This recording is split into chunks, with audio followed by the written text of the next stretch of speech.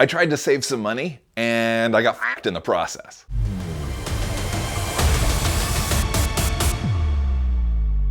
A mild summer day in Vegas is around 110 degrees. So if your home AC quits, you're screwed.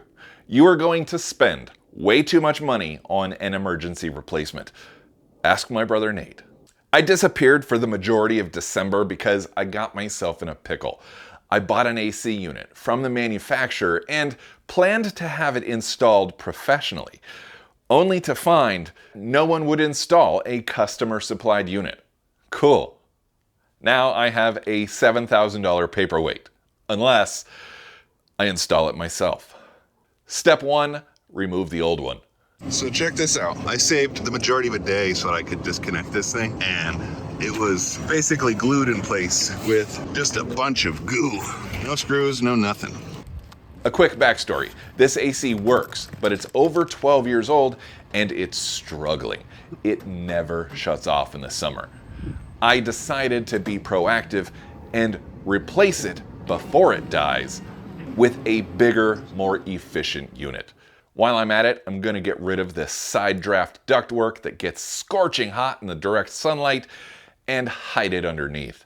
Well, to pour salt in the wound, I discovered that I can only buy a pre-made curb for a flat roof. For reference, this is basically what I had, a side draft unit with a frame underneath, and then this is a curb, a downdraft, and the bottom is completely encapsulated and the ductwork is actually inside that bottom piece.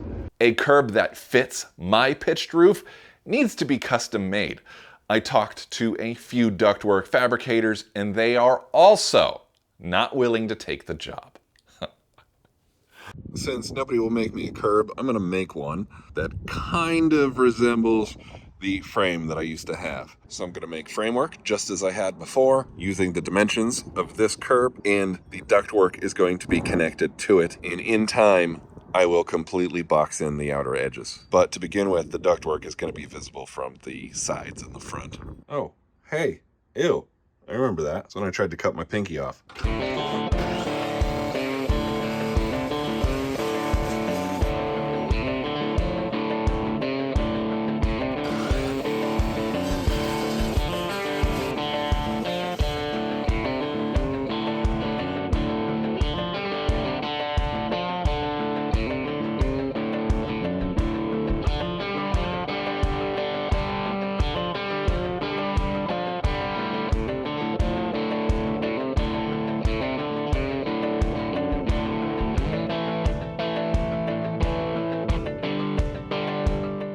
I have a 22.5 degree pitched roof, and the way I'm going to figure out how to angle this thing at 22.5 degrees is to use my angle finder, zeroed out right now on my garage floor, which is not level. But if I zero it out and then lift it up at 22.5 degrees, I should be able to take measurements of all the leg. I'm hoping it'll be accurate.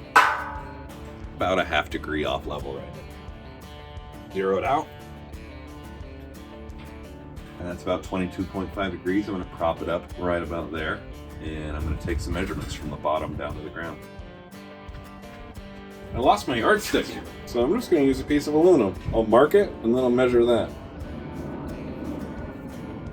Here's a little speed square lesson if you didn't know that speed squares could give you angles other than just 45 and 90. If you put it on a workpiece, you can pivot it on this corner right here, right where it says pivot, imagine that, and then these markings on this side are the angles. So you line up the edge that the pivot is on with one of these marks, and then you can mark this edge to get your angle. So I put a little mark there to remind me which direction I need to do this angle. I'm going to line it up at 22.5 degrees, which is right between 25 degrees and 20. Put my mark, and when I cut that, it should match my rooftop. The other one goes the other way. 22.5 degrees right there. Mark it, and there it is.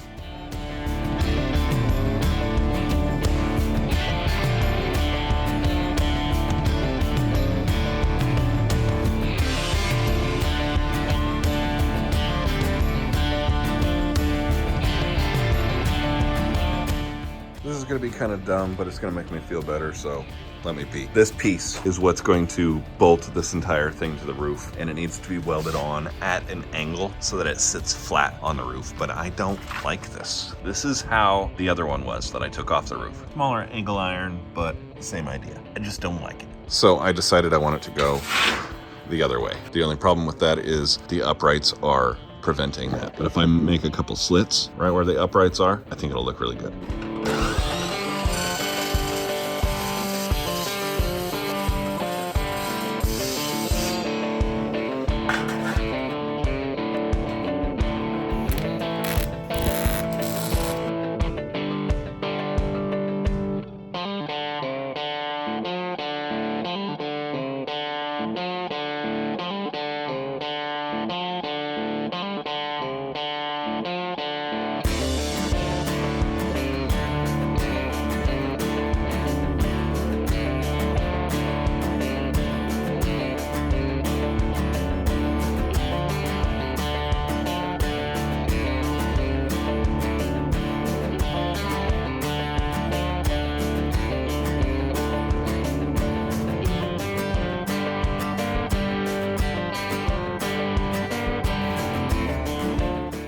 I want to put some angled supports on here, but I want to use some smaller angle iron, and I don't have any, so I might be done for today. Oh man, actually I realized that I got the old rack out here.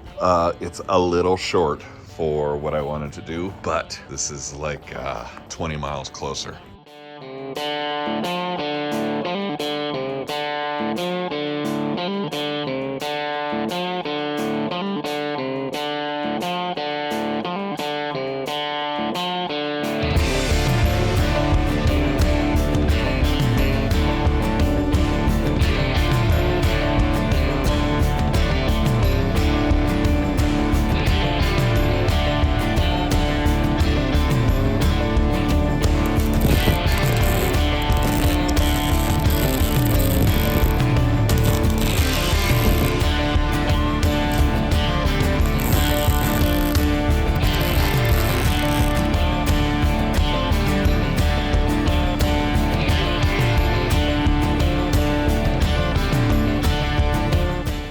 So here's the beginning of my science project to see if I can get this up on the roof.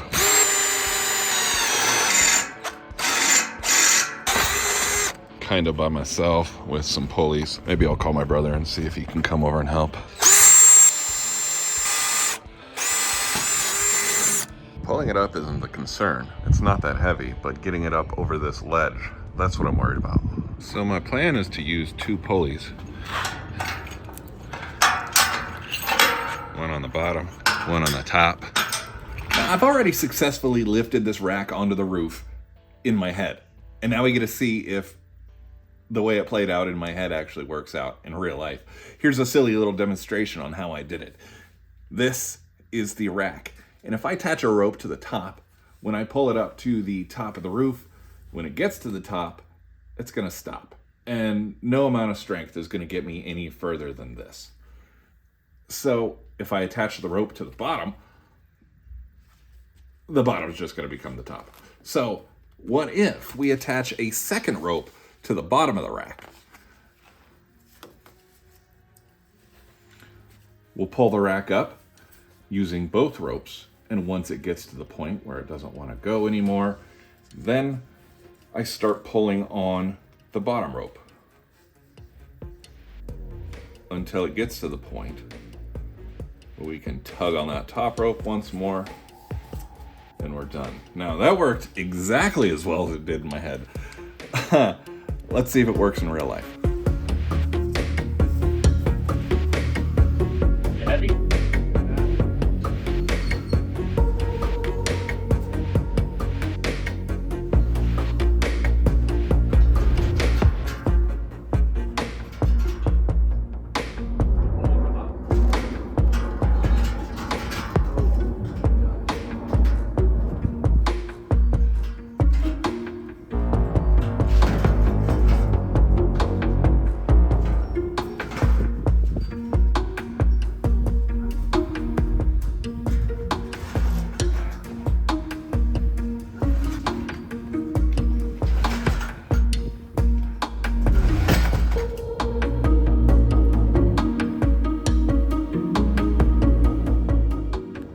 I'm going to try to connect my rack to my existing ductwork. A professionally made curb would have required me to pull up a lot of the shingles. How am I gonna do that? I don't know yet. I'm just gonna start cobbling some stuff together and hopefully it'll come to me before it's too late.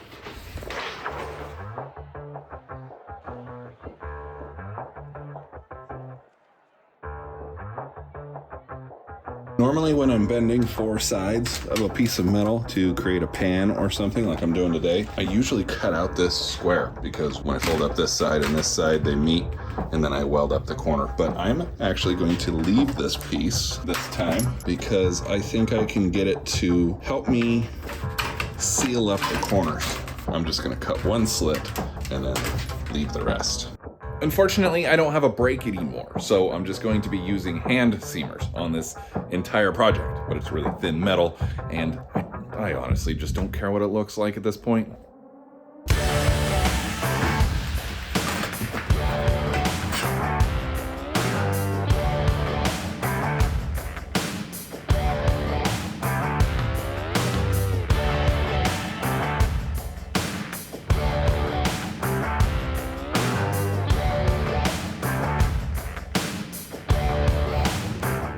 I decided to start the ductwork part of this project with just a cap because the existing ductwork is way too wide. It's much wider than the new air conditioner. So these ends had to be capped anyways because they were going to be exposed. So I figured let's just make a cap for the whole thing and then we'll attach the ducts we need to the cap. Right off the bat, I'm considering water, and so I angled the cap towards the front so that water would not build up on it and it would not drip over the back side. There will always be some water buildup on the back from the upper edge of the roof, but I want all the water that lands on the cap fall off the front edge.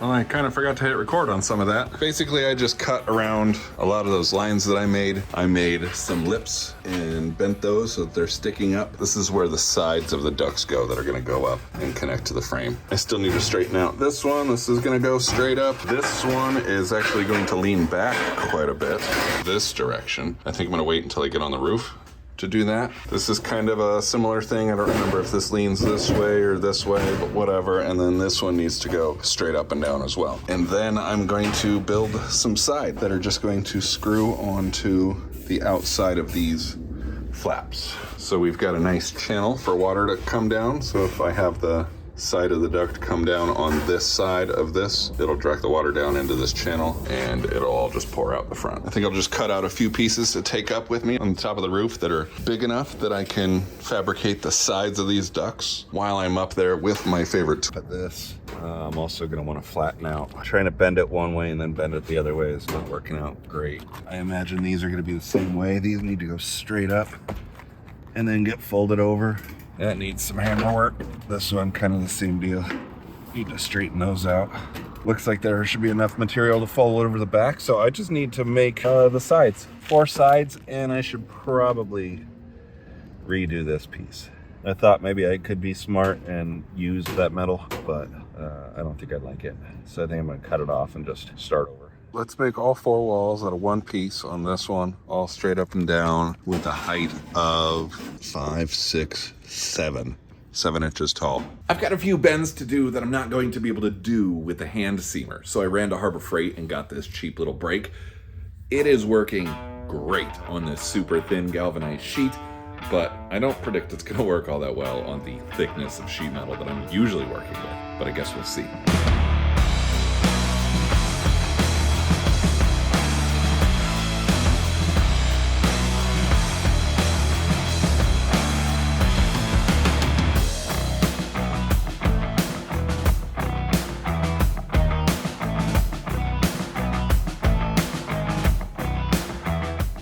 This is going to be the third or fourth time that I've had to flatten out one of these bends and then re-bend it because I keep miscalculating. The most recent one was I bent it to fit this way with all the walls at 90 degrees, the sides at an angle. So when you flip it upside down, suddenly it's too big. So I've got to flatten out these yet again and bend it yet again.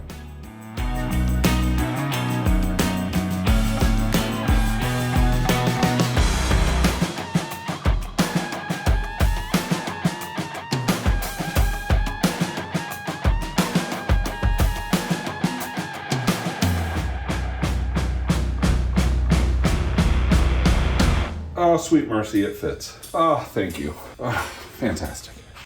As I'm assembling this ductwork, every two pieces that I put together, I am imagining how water is going to behave, how water is going to roll off of it, because I don't want any leaks. Roofing shingles aren't watertight. They just don't leak because they're overlapped properly. A single shingle is waterproof. Water hits it, it rolls off onto the next shingle, which rolls off onto the next shingle, which rolls off onto the next, until it falls off the edge of the roof. If you overlap the shingles improperly, you essentially just have a bunch of scoops and a massive water leak. And even one shingle being overlapped incorrectly is going to create a leak. So every two pieces that I put together on this ductwork has to be overlapped in a way where the water will roll off of it onto the next piece and eventually roll off completely. Oh wow, I got really lucky with these sides. I mean, this is all the metal I had, and it just so happened to be enough, I think.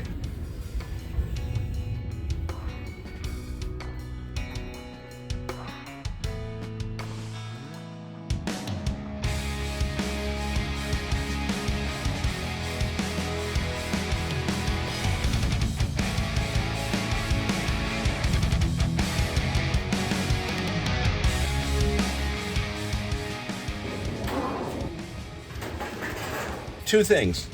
One, I am terrible at measuring and bending sheet metal.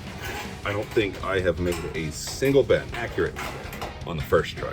These bends, once again, I'm like an inch off. I don't frickin' understand what's going on. And two, I thought I had enough metal, but this actually needs to continue all the way up here because it needed to fold around this back side. So I don't have enough metal to completely start over. I wouldn't have a piece large enough anyways.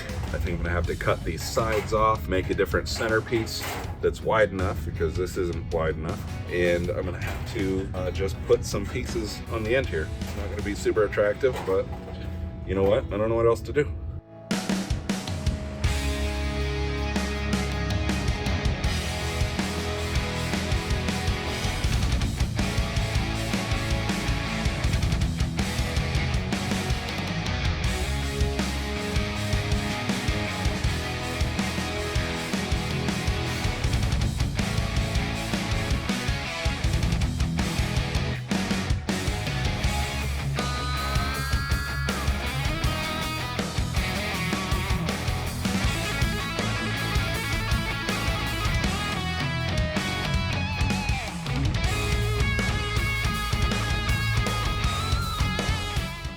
Alright, so I got a lot of pieces to cleco and then rivet together, but I think I'm going to take all this stuff on the roof and try to assemble it up there because I'm getting really tired of having to do stuff multiple times. So I don't want to drill a bunch of holes and put clecos in there and then find out that a bunch of stuff needs to move around. So I'm going to lug all this crap up onto the roof and we'll go from there.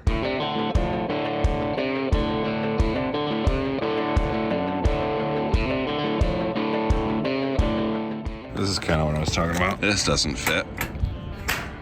So riveting that would have sucked. Looks like one of them can stay, just not the other.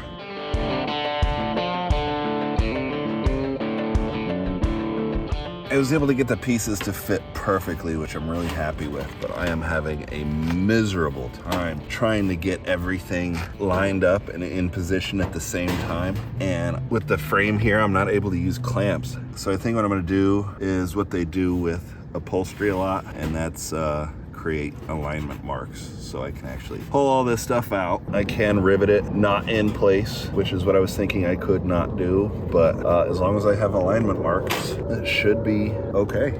I can Cleco everything together and then hopefully rivet everything together. Man, what a pain in the butt. Getting frustrated. You know what, guys? I gotta stop filming and I just gotta focus on this for a while. My apologies, but we're going on a couple days now and I'm still not done. And I'm just getting more and more frustrated. So I'm gonna finish making up this ductwork and we'll talk about it when it's done. I haven't used these on this channel yet. Today we're just using aircraft rivets, which is, well, just one of these guys. They're installed using an air hammer with this fancy little bit in there that matches the head on that rivet. And then on the back side, you're just using an anvil of some sort. I'm just using a body die right now. And this is a really cool process and it can look really good, but I feel like I'm running way too much air pressure in my compressor right now because this thing is really hard to control and it's very difficult to make a good looking rivet right now. I need a regulator or I need to bring the air pressure down or something. And that's it. Let's see what it looks like on the back side.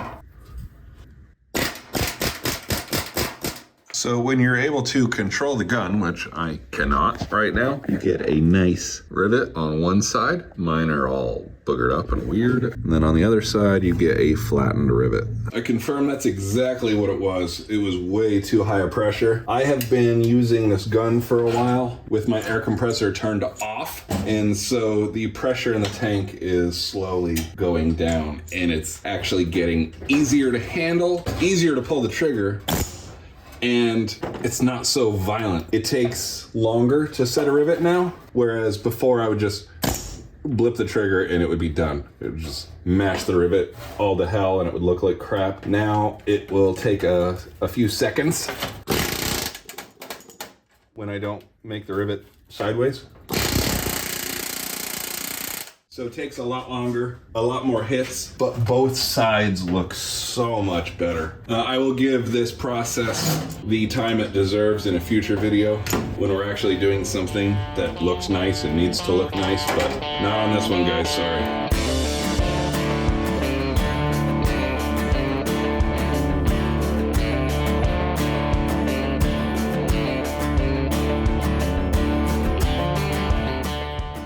Well, definitely not gonna do that. I was gonna braze the whole thing with this aluminum rod, and normally it's a really good bond. Well, I mean, it is a good bond, but I don't know if this galvanized sheet is too thin or what, but I don't know if you can tell, but it is like crazy warped just from doing this one corner. I can only imagine how warped this entire thing would be after brazing all the joints. So definitely not gonna do that. We're just gonna go with good old fashioned sealant of some sort. I found that I had some seam sealer left over from Mark's bed build. That's awesome. And then I found this white rooftop spray sealant stuff and I covered the entire ductwork assembly with that.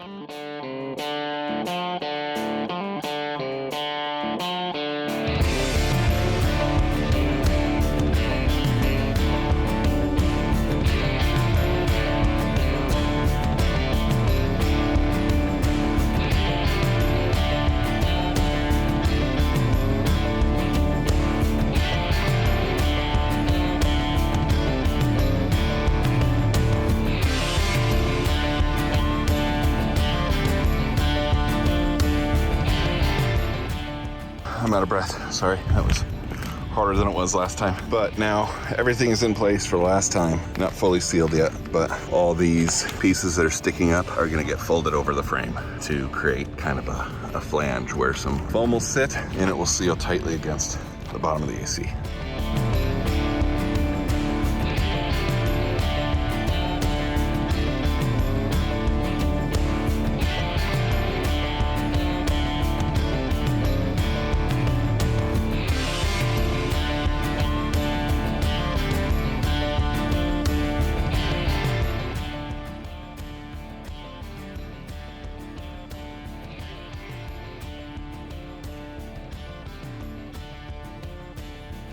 By the way, I'm using a soft face dead blow hammer to pound these over because just by banging on the corner, the soft face kind of conforms around the corner and helps bend the sheet metal around it.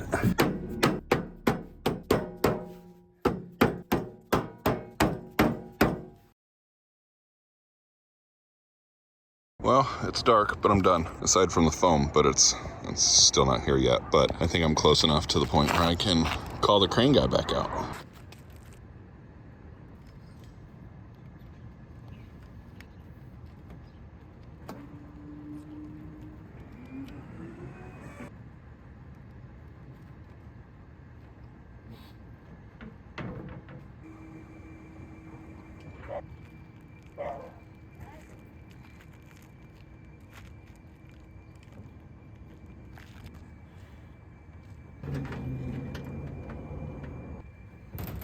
In typical Aaron fashion, I was kind of dragging my feet, getting the rack ready for the AC unit, and the crane guy got here before I could finish everything up. And so now I need to mount this rack with an air conditioner on it, and I only have like 3 inches of space to work with. So I got some really cheap drill bits with the hex on the bottom, specifically for ruining.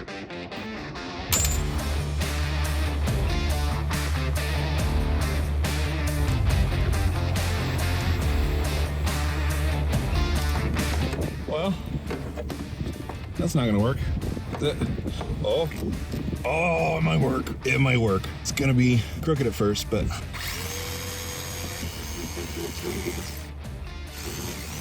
Oh, I don't think they hit the stud. What the heck? Can I have my drill bit back, please? Please. Oh boy. Oh, I see what's happening. The stud is right here. Barely missed it.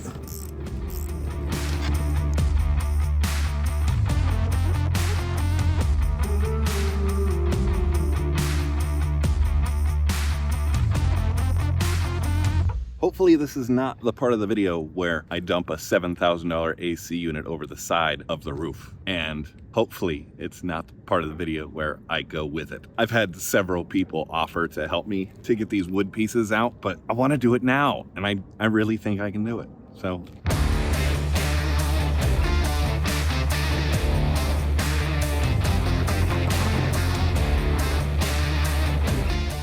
I decided to do this really stupid thing the smartest way I knew how. I need to lift the back end of the AC unit up to get this piece of wood out. But it's already tilted quite a bit, and that's kind of scary. I don't think it's gonna go anywhere, but I can't help but think, hey, it's tilted, it's gonna slide off. So I strapped the AC unit to the frame so that it can't slide forward.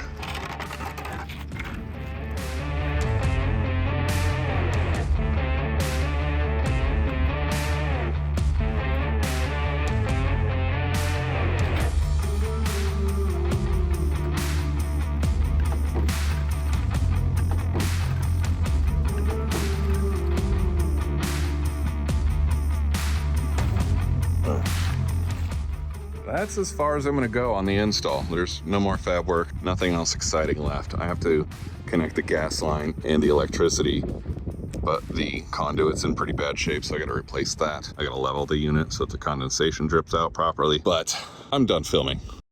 I think this thing is pretty much ready to go, but the supply and the return vents for the new AC is opposite of what the old one was. So I gotta hop up in the attic and swap the ductwork. We don't have asbestos in our house, but I'm still not interested in breathing whatever the hell's up there. I'm not going to spend any time filming up here because I just want to get in and out as soon as possible, but I figured I'd show you what I'm working with. Maybe I'll show you some before and afters. This is the return duct. I came up here to see what the ductwork looks like, where it meets the ceiling, and I found some issues in the process that I'm going to take care of. I put some boards up here to make it easier to crawl around because I'm not 17 anymore. That wire looks like it's pulled tight. I promise you it's not. This ductwork is routed from the register all the way through the attic to the rooftop unit right here, and it's routed over what looks like a manifold for all the registers in the house. And what has happened is this ductwork has collapsed on top of this thing, and then when I moved some stuff around, I saw that it is actually broken open right on this corner of of this manifold. So it's constricted quite a bit, and it's been sucking in some hot summer Las Vegas attic air for who knows how long. And this might be a little big reason why it seemed like the AC wasn't working very well. So what I'm going to do is I'm going to disconnect that. I'm going to cut that hole out. I got some new ductwork. I'm going to reroute it around this manifold, and I'm going to put it over into this section over here. It's getting hard to see over there. It's dark. Dude, this is insane. I just tore about 8 inches of this intentionally because I was going to cut it, and it revealed that it was completely broken on the other side. I did not break that side. I'm starting to think that this is the entire reason our AC was struggling in the summers. Dude, this is so crazy what I'm finding up here. More goodies. Take a look. I tore the flex hose off of this ductwork, and then on the other side, it's completely broken open. I didn't do that. I did this on this side, not that side, and check this out. On the other side of this manifold is this. This is for one of the registers, wide open. So we're pumping AC into the attic. So awesome. Oh, wow. I want to use this elbow as a coupler for 2 pieces of flexible ductwork, but my ductwork will only fit on one side because of the way they shrunk this one edge so that it would fit inside another piece. So I'm going to try to quickly make a tool to shrink the other side.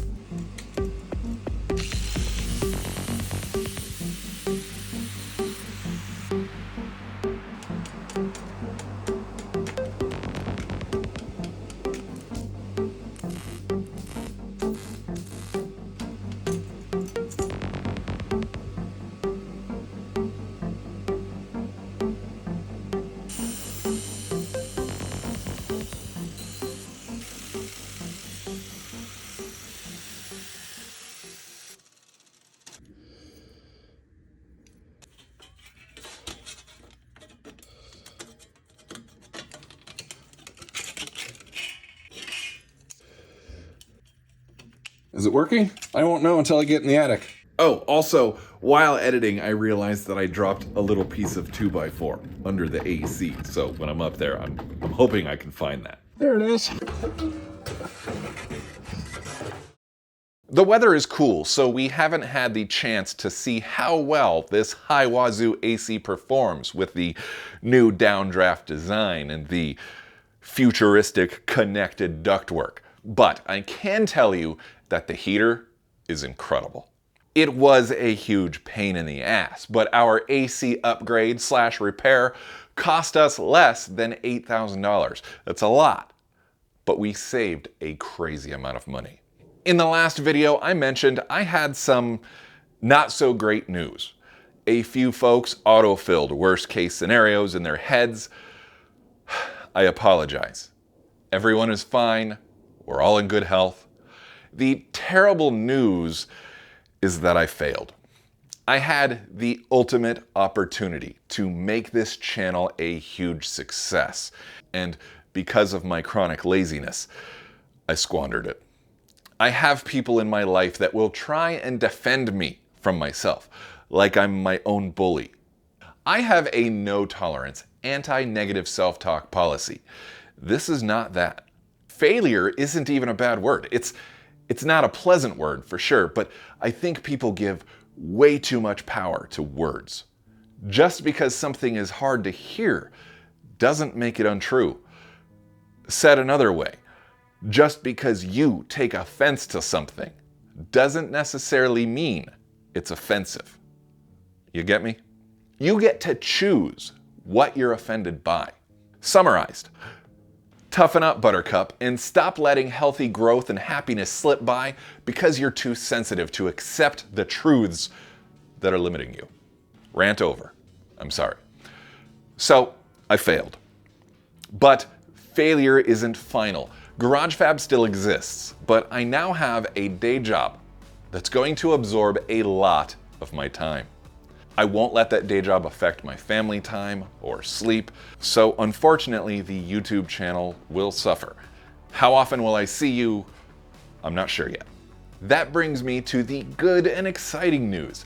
I've been working with an editor recently. Have you noticed? Santiago from New Zealand has taken a lot off my plate lately. He's been sticking my footage together while also going to school. That has given me so much extra time to actually work on the Mighty Max. And if GarageFab videos continue to come out at a reasonable pace, he gets the credit.